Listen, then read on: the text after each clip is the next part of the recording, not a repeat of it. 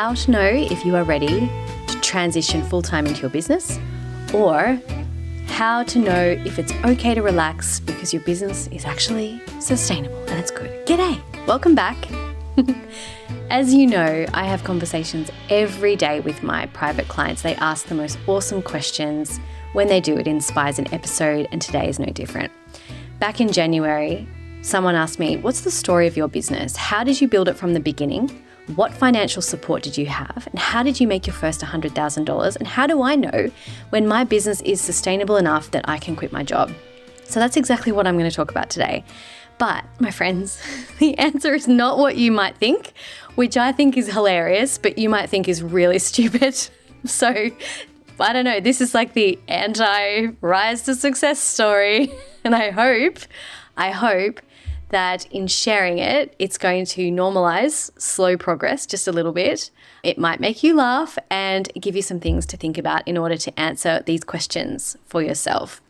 I've heard over the years a lot of people tell their stories, and most of them are stories of like really quick success and, like 6 figures in 6 months or $1 million, like these really kind of quick, really inspiring stories. And this is not one of those stories. My story is a story about very, very, very slow progress. So today I'm going to share exactly what my client asked me, what my journey was from the start to here, what financial support I had, 3 things to consider to know if you're ready to transition full-time into your business, how to make $100,000, and also just how to know if your business is sustainable. So that's a lot, but we will get there. So whether you have your own business and you're in it, but you're not sure if it's sustainable and you want to know if you can relax, or if you're in side hustle mode and you're nervous about going full time and you want to know what to think about, how to think about the transition, or you just want to hear a story about how I had the slowest progression ever and what I was focused on instead, you might love this episode. So let's dive in. I'm going to answer this in layers.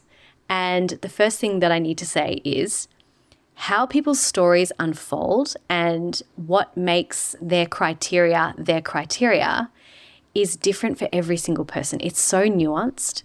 Everyone's risk tolerance is really different, for starters.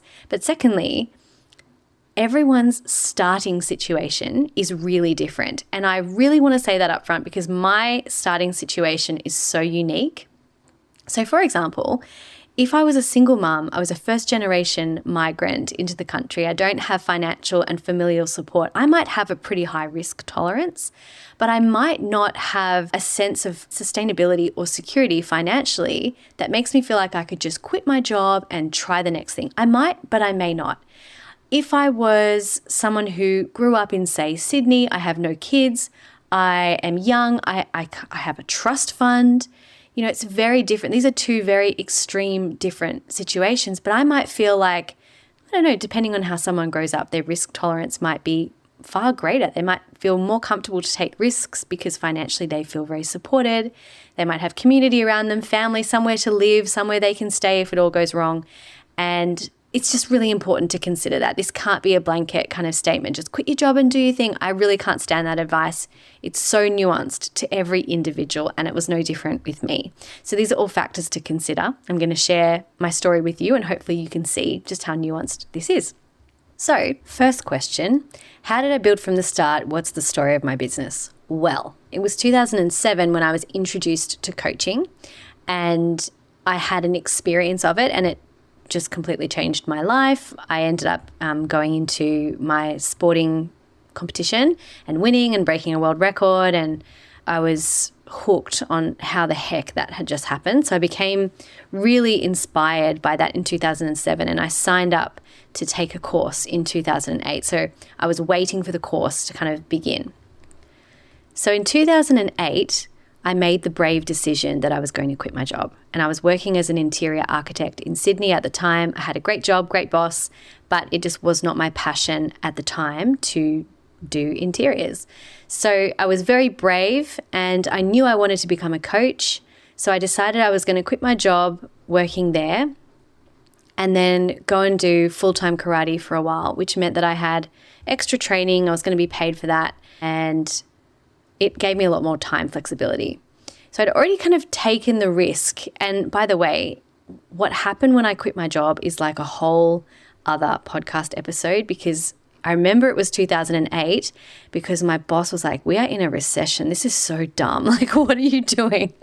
And I think it's a fun like story time maybe for me to just share some of the things people have said over the years, but that's a separate podcast. Anyway, so I'd quit my job. I was doing full-time karate for about 3 months when I was diagnosed with chronic fatigue, and I just hit rock bottom. So I felt like I'd been studying for like 4 or 5 years at uni, and I had sort of just kicked off this career. I didn't like it, and I was kicking off something else, and then boom, just the rug got swept out from underneath me. So I was sort of coming off the back of that diagnosis when I started my business. And when I say started my business, what I mean by that is I took a course and I started as a sole trader, and I started coaching people very, very, very sporadically.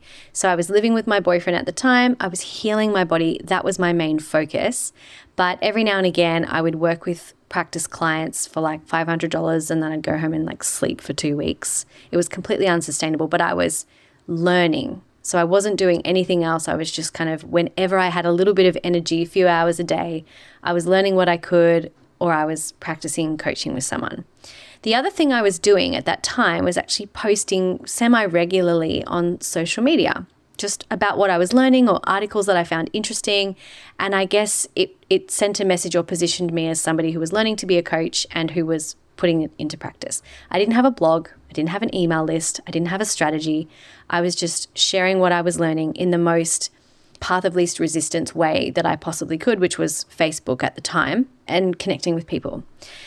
And so this is where my timing gets really blurry. So I think there was like 2008 until about the start of 2011, maybe, because I know I went back to competition in 2011, and I was working at a surf shop at some point. Okay, I just don't know when I actually was doing this, but I went to work in a surf shop when I started feeling better. It was my first part-time job back from not being well. So my business could not sustain me at the time. I was still working on coaching, but I decided to go and get a job at this surf shop. I worked there for about 6 months. It was really good. And then I got a job working for a company that paid me, I remember, $50,000 a year, and they gave me a car, and it was 5 days a week. And it was a huge deal for me to have that job, have a full-time job, because I think it was like 2.5 years or 2 years or something that I hadn't been able to do anything, and I was told I would never get better. So I had money coming in and I had this job, and I felt like I was getting back on track after being super sick. So I'm pretty sure that was like 2010. 2010 was the year after 2008, 2009. Could have been end of 2009, start of 2010, not really sure, but blurry. But that was when I had the job in the surf shop, and then my friend got me the job as a sales rep, driving around making this money, and I felt so good about that. So at this point, it's probably good to start talking about what were my financial supports at the time. I was very blessed in the sense that I had a lot of familial support. Like I always knew, and I've always known growing up, that if everything went to shit, I was going to be able to move back into my house. Now, that being said, the minute I moved out, my mum and dad turned my bedroom into like someone else's room and made a gym. Like they were quite happy for me to not be living at home. But I always knew that if I ever needed to, I would have a place to stay. And that is a very, very, very, like I feel very blessed that that was the case. But in terms of finances, there was a brief period of time where when I was really sick, my boyfriend was paying our rent. We had very, very low expenses. Like it was not expensive where we were living. I hardly ate anything because I was so unwell, and very quickly, as soon as I was earning money, I went 50-50 with him, which I don't know, I probably shouldn't have as soon as I did because he very generously was like, you don't have to, but I felt very uncomfortable with that. What else? But yeah, I remember borrowing a few $1,000s off my parents at one point. They were very supportive. And I think it was a couple of thousand to like do a website or something. And anytime I borrowed money, I paid them back. But I very quickly, again, once I started getting better, I just didn't want to accept money off anyone. I was bootstrapping this thing, and I was very determined to do it on my own. I guess after feeling so kind of helpless during my time of being sick, I was very determined to feel independent in some way. So that was that. But my life in general, it always has been relatively inexpensive. And that's pretty much it. I had side gigs, so I bootstrapped. I had side gigs. I did everything really inexpensive wherever I could. I remember I had like a personal loan that I took out to go traveling in 2007, and I just kept redrawing on it anytime I needed to travel. So I guess that was a bit of a financial kind of kickback. But yeah, whenever I needed them, I had side gigs as well. So that was my kind of financial support. I will say, like, for me, even though there wasn't like a lot of money coming in, I always felt like I was going to be okay. And I guess that's a really big thing. So that was that. So let's get more specific. How did I make the first $100,000? So personally, I started with one-on-one clients. Now, I know this is contrary to what a lot of people believe because I didn't actually worry about starting social media and marketing. And that this depends on your individual situation too. But in my case, I didn't know that was like a thing. I didn't understand marketing. I didn't know anything about it. Didn't have a website, like I said. But one-on-one, I knew I could do straight away because I was applying it to myself. I was practicing with other people. I was telling people what I was doing. They were asking for my help, and it just felt like this really natural progression. So there was a really low barrier to entry for me being able to just start doing one-on-one with people and start getting paid for that.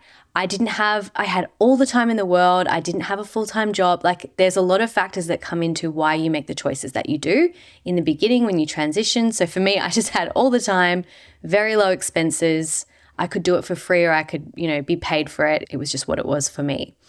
But I don't recommend doing what I did to everyone, obviously, because I don't know anyone who starts a business in a recession in the middle of, not that there's a bad time for a coach to start a business, because in a recession, people need support because it's a recession and they want support, staying on top of things. But when it's not a recession, people want support because there's so many opportunities, right? So there's never a bad time, in my opinion, for a coach to start a business. But I don't know anyone who started a business after getting diagnosed with chronic fatigue. It just kind of happened that way for me. But like I said, circumstances are different. So I have a client who actually talking to people one-on-one just makes her want to die. Like, she does not enjoy that. And she has a full-time job where she talks to people all day. That's like enough for her. Her highest value is freedom. So having a job right now that she's transitioning from, moving into more one-on-one while she's got so many other things going on, we have a completely different strategy for her to build up. She's in a different financial position, different support, etc. So that's what I mean by that. So I started with one-on-one, and then as I started to get better, I would invite people to do workshops with me, and I'm talking like in-person workshops in libraries, like really old school, because I didn't have a website. I did workshops, and at the end of the workshop, I would welcome people in to do one-on-one with me. Very low risk, very low overheads, and I built my business that way. Now, I'm going to get more specific. So how did I build up the actual one-on-one clients? So when I very, very first began, I built up my one-on-one clients by reaching out to my friends.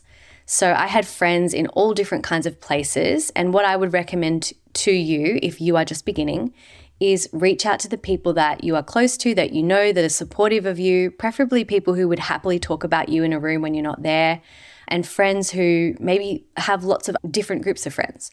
So one of my girlfriends worked in management at David Jones, like she was in the office there. Another friend of mine was a really amazing personal trainer. I had other friends who were karate instructors that I trained with. And I asked my friends if they wanted some coaching on anything in exchange for 5 referrals. And I just said to them, they don't have to be immediate referrals. It doesn't even have to be 5. But if you meet someone who you know could use some support, please think of me. Please give them my number just 5 times. That can be your payment. And they were like, that's amazing. That's awesome. So when they referred people to me, then I charged those people. And I met some such fascinating and interesting humans all over Sydney, because that's where I was living. And some of those people ended up becoming long-term clients. So there was an initial reaching out to people that I knew, asking them for help. And those people were obviously amazing humans, and they kind of got things kicked off for me. And I just continued to do that wherever I could. Where I could serve, I would just ask for referrals as payment, sort of thing. So I'm going to pause here and say there's an action step. It's one thing to have practice and be really good at what you do, like at the craft of what you do and at the trade of what you do, like coaching. But it's another to know how to influence people to actually do business with you. So when those people reached out to me to have conversations, not everybody said they wanted to work with me. Some would reach out, and again, I say the funny things people say to you. I remember someone questioning my age and things like that. But when you do get on the phone with people or they start inquiring about your work, you then need to know how to turn them from someone who their friend told them about you into someone who is a client. And that is the art of enrolling people. Now, I had experience enrolling people because I did 3 months of literal door-to-door sales and commission-only sales when I went into full-time karate. So I had a little bit of a skill, but you do need to know how to enroll people. And I have something coming up. It's going to be a free workshop on how to do that. So make sure you signed up to my email list or one of the wait lists underneath this episode so that I can invite you to that when it's ready. Okay, so let's come back. So I had this job, and with those 5 people, so I was coaching people when I had no job, coaching like friends and whatever. I'd go home and sleep for 2 weeks. And then it took time, over the next few months and months and months, I would start speaking to people. Then I had this surf shop job for a couple of days a week. And so I'd coach the people on my days off there, and I would be driving all over Sydney to find them and, park and go into their homes and meet them wherever I was. And I'd go home and I'd have my surf shop job. And then I got my job for the 6 months working as a sales rep in my car. So then I would do the long-term clients that I had, I would speak to them over my lunch break in my car. I'd pull over on the side of the road and do coaching sessions. So then it must have been like the end of 2010, maybe the start of 2011. Really sorry, I don't have exact dates for this. My dad, who was a builder, needed a design person on his team. And I used to be an interior architect, so he offered me a job, and I asked if I could work with him 3 days a week because I realized working 5 days a week, doing it in my lunch break, was not really sustainable for someone coming off the back of serious burnout.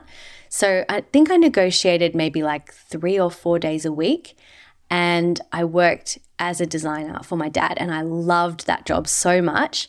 I just loved working with my family, and I loved going back home every day because my dad's office was like on top of our family home, and I got to work with my mum, and I even coached some of the builders that my dad had on his team, which was super cool because when you're out in the world and you just meet people, everybody can use a coach at different times. So I had this money coming in from working for my dad, and I had coaching, I think on like 2, maybe 3 days a week. I think I built it up, and I was slowly building up my clientele. But the truth was, all I ever wanted to do was get better. And I had this dream of owning one of those cool things called a laptop, because this is a long time ago, right? One of those cool laptop things that were much clunkier at the time, let me tell you, and traveling the world and working from my laptop. Like, that was my dream. That's all I wanted to do. I didn't care where I was or how much money I made. I just wanted to not wait to see the world. I guess I'd had this taste of life being taken away from me for a good couple of years, and I did not want to waste a single day, and I just could not see myself staying in the one place and working in the one place and working towards being able to travel later when I had this experience of like, you just don't know how much time you have left, or you just don't know what's ahead or what could happen. So it was very, very important for me that I could travel. So that was my dream. I was slowly building up my clientele. I have no idea how much I was earning because I never tracked my money. All I ever cared about was, do I have enough money to pay what I need to pay this week? That was it. And I spent about 2.5 years, like in this period, coming off the back of chronic fatigue, where I was sharing on the internet. I was inviting friends and having them, pay via referral. I think I did that with maybe 5 or 6 friends, and practicing my coaching. So it's 2011. And I'm back to training and back to karate, which was, again, really important to me. We had a world titles in 2011, like halfway through the year. And I started the year going back to training, but all I could do was literally 5 minutes at a time. So putting on my gi, rocking up was like a big deal, just getting in there, bowing in, and then I'd go and sit down because it was kind of too much. So anyway, I was never someone who wanted to make like X amount of money in X amount of time. It was more like, how can I fit all the things in that I want to do in my week so I can do what I want and live my life without burning myself to the ground? So I don't have a record of how much I even made for the first, say, 5 or 6 years. But I do know how much I was making in a month at different times. And I can sort of get an idea of how much I was making, which is hilarious because I'll tell you in a minute what's so ridiculous about this. But my dad at one point said, I think it was maybe at the end of 2011, again, not sure, that he couldn't afford to keep me on anymore. So at that point, I decided, okay, it's time to go all in with this. I'm willing to take the next risk. And so I actually went onto Facebook and I said on Facebook, I have free sessions available. I have free time in my calendar because I have a little bit more space at the moment. If you would like to have a session with me, like a life coaching session, we can work on anything you want for free. Please reach out and I'll make space in my calendar. Now, I think it was probably because I'd spent 2.5 years sharing helpful stuff, asking for nothing in return. And also the social media algorithms, they were different in the sense that you saw everything that the people you followed put up. So I guess it was different in that way. But I'm going to pause here again and say, if you're asking how you do a version of this today, the essence of what I was doing was letting what I was up to be visible somewhere consistently over a period of time. It doesn't really matter where, but back then it was just a leveraged way of telling the people that you're friends with what you're doing. And you could just do the same thing today on socials. And if I was going to give it something 2.5 years again, I'd probably just build an email list now. But the point is, there was this factor called time that was put in that a lot of people just don't want to consider at this point. And I had the time by happenstance, right? So when I sent out the Facebook blast, 16 people reached out. I booked them in over the next month or 2 weeks or whatever. I got on the phone to every single one of those people and I coached the heck out of them. I gave them everything I had. It wasn't a sales call, it was a coaching call. And at the end, I think about 10 or 12, I don't know, maybe more, maybe less. I think it was around 10 or 12 on average of those people wanted to do ongoing coaching with me. Some of them asked for it at the end of the session. Some of them I offered it at the end of the session.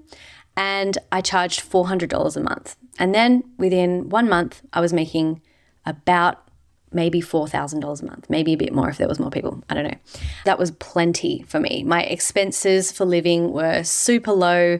In fact, I wouldn't even say how much I knew I was making. Just looking back, I just know I had that many clients and that's how much I was charging, right? I didn't really care how much I was making. I just cared that I could do what I wanted, right? I felt so free. I felt healthy. I felt empowered. And that was just the best. Now, I know most people aren't like that anymore. And when I look back on my 20-something self who did not give a damn how much money she made, I am actually still that person. But I had very different values and priorities at that stage in my life, and I'm a much more like financially interested person. I had to do a lot of work to become interested in finances. So that would be what's different, but I would say that still drives me. Can I just live the life that I want? Anyway, it was here that I started experimenting with moving people from in-person to Skype and phone. Remember Skype?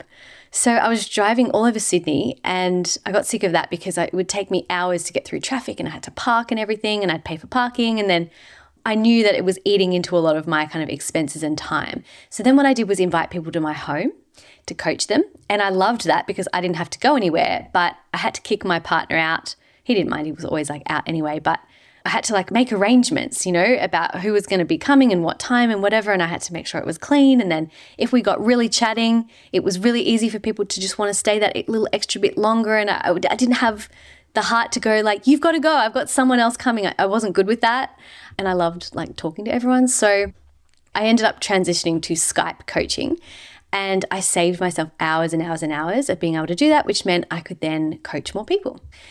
Then in 2012, I won a spot in an online business school, which was so much fun. But it's interesting because when I started applying the online marketing tools, my business actually slowed down quite significantly for probably a good 8 months because I became more focused on marketing and setting up all the things and like having people do an email list and then the emails that go to a person and YouTube and whatever, right? I got so kind of lost in, oh my gosh, all this tech stuff that I was not interested in. And I stopped doing what was my magic, right? Which was just connecting with people and spending a little bit of time sharing something interesting and helpful and whatever. And that's when I started posting on YouTube instead. So again, funny because I've kept those original videos on my YouTube channel. Maybe I'll pull them down one day. They're so embarrassing, but like they're still there. But I actually started doing YouTube consistently, and I found that I was creating clients off the back of the YouTube over time and consistently sharing in a bit of a long format way that I really loved. So I swapped from social media to YouTube, and I started like learning a little bit more about thinking ahead and doing it sustainably. But again, all I wanted to do was travel. Okay, so in 2013, I broke up with my long-term boyfriend who I was living with, and that was really disruptive for both of us. And I moved into a place that was this shack thing that was in our family for about 3 months. And it's funny, it's sort of like this magical place that it's been renovated since, but all of our family, whenever anyone was going through a hard time, they would go and move into this shack by the beach. It was so beautiful. It was out of Sydney. So I got to live there for about 3 months, and I didn't have to pay any rent, thankfully, because I was a mess. And again, my life was very, very, very inexpensive. But it was this year that I did 2 affiliate launches. One was for an NLP training. An affiliate launch is where you talk about someone else's program and they give you some money in return for every sale that comes through you. So one was for an NLP training and one was for the online business school that I had taken. And I did pretty well with those trainings and with that sharing. So I had about $15,000 coming into my account in chunks over the coming year. I didn't have like an email list or anything, but it was just through sharing what I was doing. And I thought, wow, this is really cool. So I was starting to see some traction on the effort that I'd been slowly putting into the digital tech side of the business. Again, it took a long time. But I also realized really quickly that I needed to be working on both. So connecting with people and doing what I loved and what I was really good at, as well as, so high touch and high tech, working on both of those if I wanted to keep making money sustainably and consistently, because the tech thing, it just had a longer sort of lead time, whereas the one-on-one thing had a very short lead time for me. So anyway, it was at this point I realized I don't have to do karate anymore. Like I don't have to compete. I have nothing tying me down to Sydney. I have some money in my bank account. I've got long-term clients. They're all on Skype. What am I doing? I'm going to Mexico. I'm going to New York. Like, see you later. So I think I had about $5,000 in my account. I booked a ticket. I knew there was going to be a bit more coming in. And like I said, my life was very inexpensive. So I booked a ticket to New York and Mexico. And I met so many incredible people on my trip. And I had my laptop and I worked on my laptop. And it was just the most incredible feeling to be earning my own money and being able to work from anywhere. It had been my dream for such a long time. And while I was traveling, people reached out to me because I was doing my thing. I was sharing where I was up to and what I was learning and what I was interested in. People were reaching out to me from Australia, from England, from New Zealand, from Switzerland, from Germany, like from all different countries. They were reaching out for coaching. And I really understood this online situation where I just didn't have to be in Sydney. I could be literally anywhere and people could reach out to me and it didn't matter. Like all we had to do was find a time at the same time. And I was so chuffed, so over the moon by that. So I remember doing coaching sessions like right on the beach, gorgeous music playing and like people bringing me juices and stuff and just working on my business and then doing coaching session. It was just, I was on cloud 9. By the end of 2013, I think I had like 17 clients because I remember speaking to someone, she's like, 17 clients, that's crazy. And I was probably making around $10,000 to $15,000 a month. But again, I was not tracking my expenses and I was not tracking cash flow, nothing. But I do remember what I was charging and I had 17 clients while changing time zones probably every 10 days as I was just traveling around the world living out of a suitcase. And it was pretty exhausting. And I remember going from New York to London and my friend Linan was on the same flight as me and she was sitting next to me on the plane. And she was like a business strategist. And I was on the plane editing my videos and doing my newsletter. And I remember sitting next to her and she was like, why are you editing your own videos? Like, what are you doing? I just had no idea about, getting help. And she was like, I have a VA. This is what they do. And I was like, really? Because I was so just in my own world, doing my own thing, just loving it. I had no idea what I was supposed to be doing. You know what I mean? So anyway, I was probably making somewhere between like 70 and 150,000 during the next few years. I have no idea. It wasn't heaps of money. I think for some people that's heaps of money, but relatively it was just an income relevant to what people talk about that they make within a few years of running their business. I'd been in business for a few years at this point, but it was more than enough to pay for the life that I wanted. I didn't care. As long as I could go out, do my thing, like I said, I did not care. If I had money for the next flight, I got on the next flight. I traveled all over the world. I think I went to like 16 different countries in about 8 months and just lived there and stayed in beautiful Airbnbs, and I met the most incredible humans. It was just the best. I wasn't focused on how much I was making. I was focused on how much fun I was having. And I remember I did all my taxes at once, like many years later. And it was only because I did this course where I was asked to look back on how much money I had made over the years and kind of track the changes in my income that I actually pulled open those tax documents and went, oh, okay, that's how much I was making. And I remember thinking, gosh, I have like no idea. So I was focused on surfing, buying food, paying rent, traveling, Airbnbs, whatever. So at the end of 2013, I flew home to surprise my family for Christmas, and I decided to stay a little while longer because I was going to go back to America. I decided to stay, and in about March that year, I booked a one-way ticket to Byron Bay, and I loved living there so much that I just stayed for a few years. So I remember I was living there 2014 or 2015. I'd been running my business for a while. I was living in this gorgeous house. It was a share house, but it was beautiful, and I had a little office out the back, and I had great clients. I just loved it so much. But I got really sick, and while I was traveling, I lent my car to a friend, and my friend, while she was driving the car, someone ran up the back of her and the car got written off, and then I got all this money, and I was like, I don't even want another car. They're bad for the environment. So I decided to not have a car for a while, which is a bit stupid because I really needed one, but I didn't have a car, and then I got sick, and I couldn't really get to all the appointments very easily because I wasn't feeling well enough to go there and make all the effort to kind of get there. And I got sicker and sicker, and then I didn't have the energy to kind of do all the marketing activity for my business. So I remember I started getting really worried. I was burnt out. And I walked down the street and I got a job in a cafe. And I was feeling worried about money and stressed about rent and whatever else. I remember being so stressed. And I asked the cafe owner, can I just work here for a little while? Do you need any help? And he's like, I need someone to make coffee. Can you do it on Monday? I said, yeah, sure.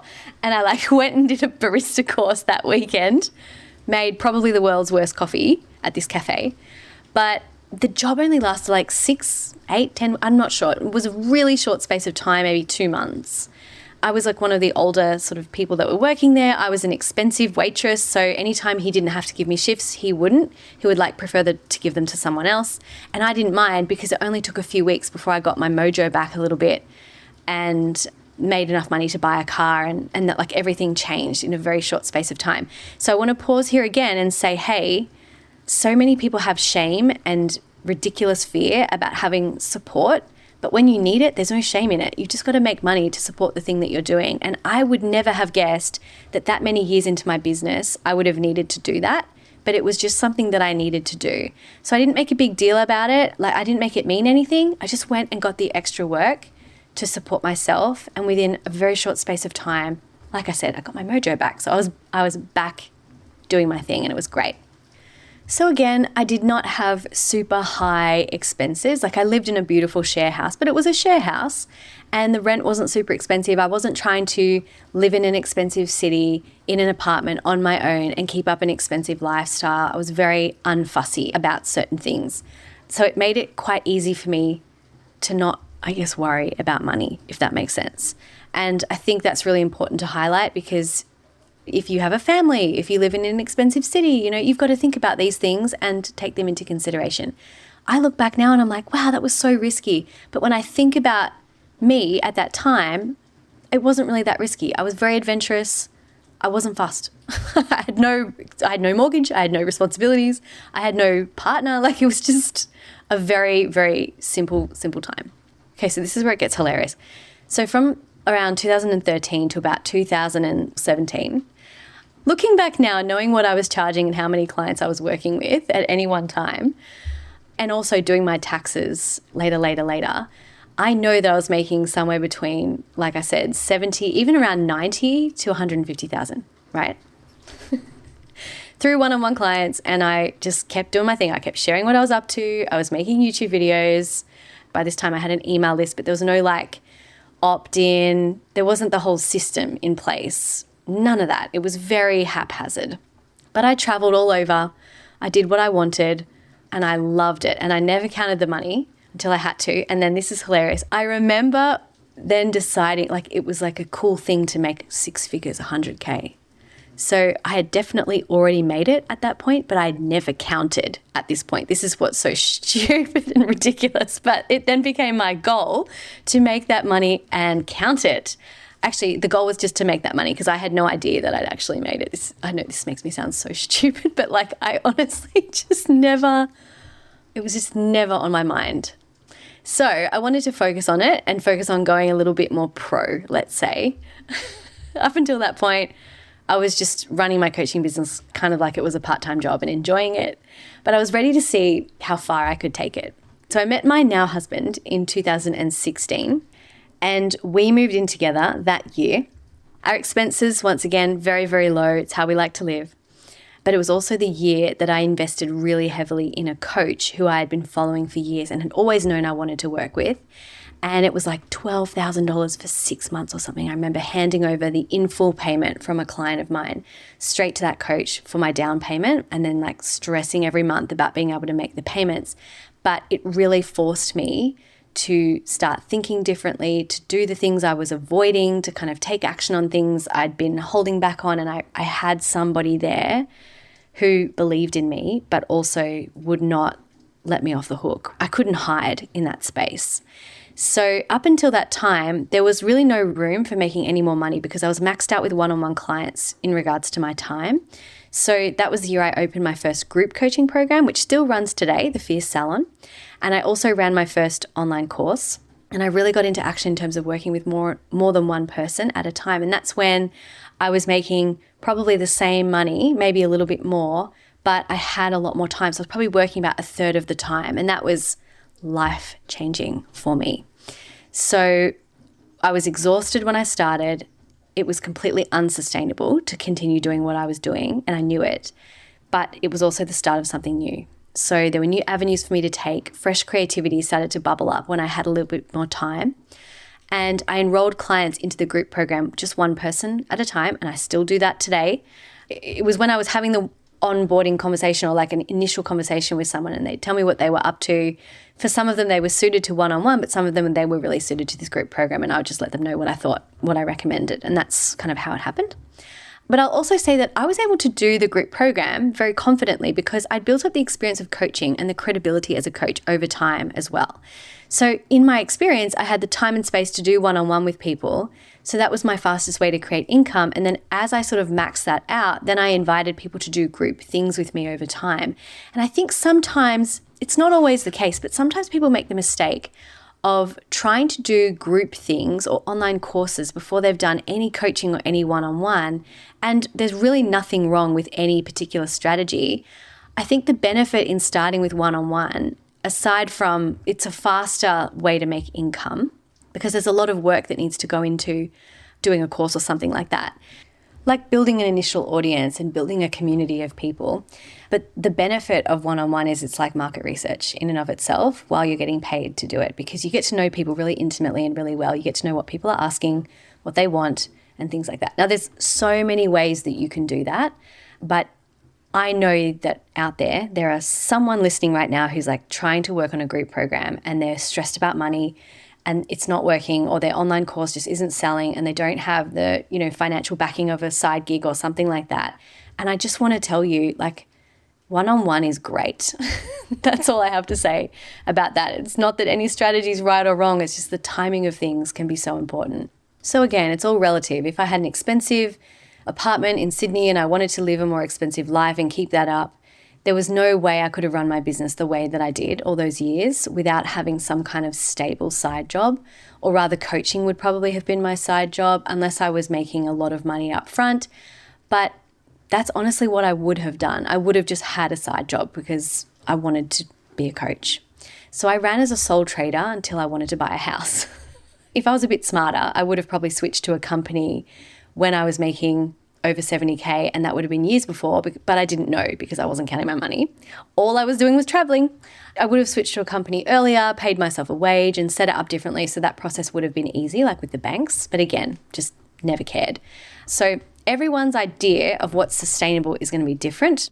Between 2009 to 2017, before I did any kind of group program or course or anything, before I even really focused on money, I was just traveling the world, looking after my body and doing one-on-one with people and learning about people and sharing what I was learning.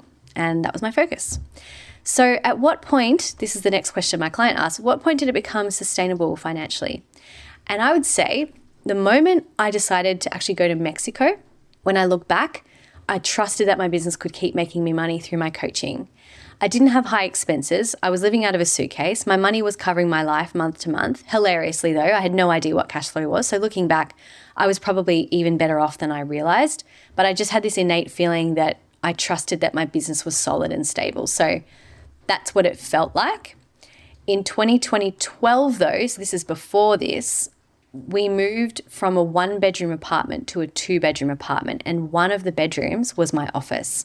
So I had to convince my partner that we should move, and I needed more space and I couldn't be working wedged into a hallway outside the bathroom when we were both working from home. I didn't feel like I could grow there, and I knew my business was growing at that point, so I could sustain paying more rent. And it was always a case of it had just been a few months where I knew how I created the clients. I was reaching out consistently. I was having conversations with people. I knew how to filter for the right clients. I knew how to ask the right questions. I knew how to have conversations before I even got on the phone with someone, so we didn't waste our time. And I knew how to enroll people in my coaching and also tell them if it wasn't right for them. So I had practice in that. And I also had results I was really proud of with my clients that I could share. So all of that meant that I felt really confident to take the risk. I actually just felt solid, and that's what made me make the decision. But looking back, the reason why I felt solid was probably because I was solid. I was making solid money, but I never tracked my monthly expenses because I didn't care. I didn't know how to use a spreadsheet properly. And it was just like, do I have enough money? So as life got more expensive, that's when I realized I needed to track my expenses. I learned about cash flow. And that changed my life because I was always this low-key level of kind of worried about knowing that I had payment plans coming in, but not knowing when or how, not knowing exactly how much. My expenses fluctuated. I never tracked. It was actually like really dumb, but that's what I did. So at different times, there was more or less pressure to make money based on what I was doing. If I was traveling, if I wasn't traveling, where I was living, etc. So don't do what I did, but I will give you some advice here. A business being sustainable is based on really these 3 factors. So these are the 3 factors I want to teach you. Like, so my client said, how did you know it was sustainable? The truth is, like, I didn't know on paper. I just felt it, which is so not enough data. If you have a lot of pressure, financial pressure, and a lot of expenses, you need to have a lot more clarity on that. But I was just like, woo, let's go. Let's go to Mexico. So I would say a business being sustainable is 3 factors. 1, and this is, in my opinion, the most important, is your energy sustained day in and day out? Do you feel like you can consistently do what you're doing? Do you feel like you could just do it day in and day out? It is sustainable. You're not going to burn out by doing this level of work with this many people physically. That's one factor. The second is the money you're making covering your monthly expenses consistently? Is the money you're making covering your monthly expenses consistently? So there's 2 things you need in order to answer that question. You need to know what your monthly expenses are for business and for personal, so you can pay them all. And then you need to know how much money you're actually making in a month, whether that is through new sales, through payment plans and things like that. Do the 2 match up, and ideally, you've actually got money coming in month on month on month that covers your expenses month on month on month. Like you've got payment plans and things like that. But the third thing is, if you needed to create clients, how long would you need in order to be able to create that client? Like from the time you meet them or they meet you or they find you online, what's the average cycle of when somebody finds you to when they actually pay you? Because if you know that, that's probably the amount of cash flow at the very minimum you would want to have sitting in your bank account. And I'm being a little bit conservative here. Please remember, I just quit everything and I just did whatever. I didn't care, right? But I am giving you a little bit more sustainable things to work with. If you need to create clients, let's say it took a year and I only had 3 months of expenses, that would be really risky. But if it doesn't take that long and you had 3 months of expenses and it might only take like 1 month, then it might feel like it's less risk for you. Now, like I said, everybody's risk tolerance is different. Everybody's expenses are different. Everybody's financial support ability is different. And those 3 factors really come into what you would deem would be risky. So you need to know that you can keep doing what you're doing day in and day out. Like you're not going to burn out by doing it. You need to know that the money that you're making actually covers your expenses, and you need to know how long that money can cover your expenses if you were to make no more sales, if you were to find no more clients or have no more customers. And that's how I would say you can tell if your business is sustainable, is can it sustain me in all these different ways? So if you're in a service-based industry like coaching, if you're working with one-on-one clients and you have an audience, you could possibly create that, like clients or income, within a few days or a few weeks if you have a very engaged, connected audience and hopefully a way to reach out to them and connect with them that doesn't rely on an algorithm, like an email list, for example. It might take longer with someone who doesn't know you or who has never met you, or if your process just takes longer to get to know people. If you have a purely high-tech business and you don't work with people one-on-one, there is generally, a little bit of a longer time period. Not always. I've had people find me the day before and then sign up to work with me. It has happened so many times. But to be conservative again, I would say it's typically a little bit more of a longer lead time, because the less the intimate interaction someone gets with you, the longer it takes them to get to know you. So if they meet you in person or they see your face and hear your voice and they get to know you and have a conversation with you, it's far more easier for them to make an assessment of whether they want to work with you than if they've just read a social media post online and they don't know anything about you. That makes sense? But if you always have a system and a habit of connecting with people and creating ways people can work with you and creating ways you can be of service to people, hopefully for free, give them an experience with you somehow, you'll always have a pipeline of clients. So it's all these factors, right? Is what I'm doing sustainable? Is the money I'm making covering my expenses, in which case I may either need to make more money or lower my expenses. It's dependent on your situation, what you have access and availability to do. And how much do you need to be sitting there in the bank in order for you to feel safe that either you can quit your job and your money's going to last you as long as you would have to create more clients, or that you would feel safe to quit your job and get this started even if you were making money straight away. And that's going to be dependent on whether you have dependents. Like it's going to be different for every single person, okay? So the quick answer then to the final question is how to make your first $100,000. Well, this is going to sound overly basic. Believe it or not, most people don't do this, or a lot of people don't do this. You need to work out how much you want to charge for whatever it is that you're doing. And I would say the most basic way of doing it is how, if you were doing one-on-one, how can you work with that person over 6 months or a year? How many people would you need to be working with for that maths to make up $100,000? So if it was 10 people paying you $10,000 or 20 people paying you $5,000, there's your 100K. Does that make sense? I would say if you don't have an audience, if you're starting super new, super fresh, don't worry about making $100,000 from a course until you've made it from clients and you know you can build an audience. But if you have an audience or you don't like one-on-one and you work out how many items you need to sell at what profit margin, you would take $100,000 and divide it by that profit margin so you know how many you'd need to sell, like an online course, because you might make $100,000 selling an online course for $500, but not all that $500 is profit. You don't get to keep it all because you've got to pay for the systems and the software. So you need to know what your margin is. Let's say your margin is $1,000. you would need to sell 100 of those courses in order to make $100,000 that you actually get to take home. That's the most important thing. I don't care about revenue. I care about what you get to take home. So a digital product, it could be a book, keynote speaking, retreats, corporate trainings, something like a mastermind or a group program. You could have multiple things at once. What you want to do is work out what the thing is, how much it is, how much profit you would make from that, and how many you would need to sell in order to make $100,000 and just go out and do it. That's how it works. It's maths. And everyone's safety point and financial sustainability point is different. So $100,000 might be heaps, might be more than you need. It might be absolutely nowhere near what you would need. So there's no one right answer. But when you know it, and when you have all of the pieces in place to ensure you're not only tracking your awareness of your money, but you're doing what you need to do in order to keep it going, then you have a sustainable business that you have a 30,000-foot view over, and you can start to see the moving parts and what you need to tweak, where and when, right? So there you have it.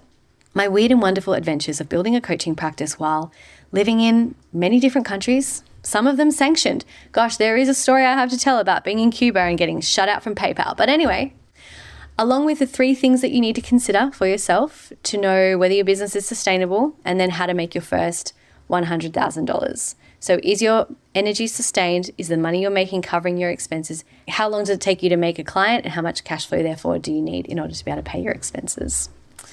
I hope you enjoyed this story as well. And I wonder, are you like me?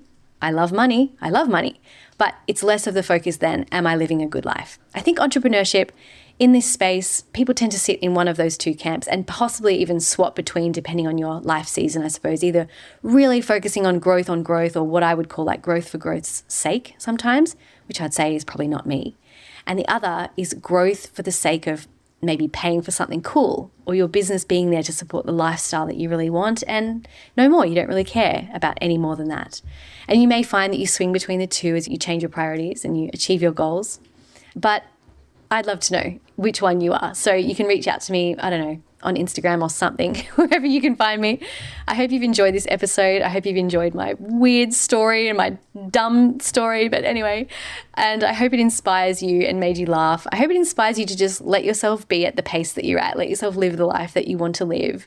Be okay with not knowing things and trying things out, and really finding your safety point and what works for you, and acknowledging the different nuances that are influencing the decisions that you would make. I also really hope that this has normalized slow progress a little bit. Admittedly, I probably could have made progress so much faster if I was aware of what I could have been doing, but I didn't know and I didn't care. So thanks so much for listening. Remember, everything you want is so much closer than you think. If you'd like to join the waitlist for a couple of programs I have coming up, I'll then let you know about the free workshop I'm running as well. But I'll see you soon.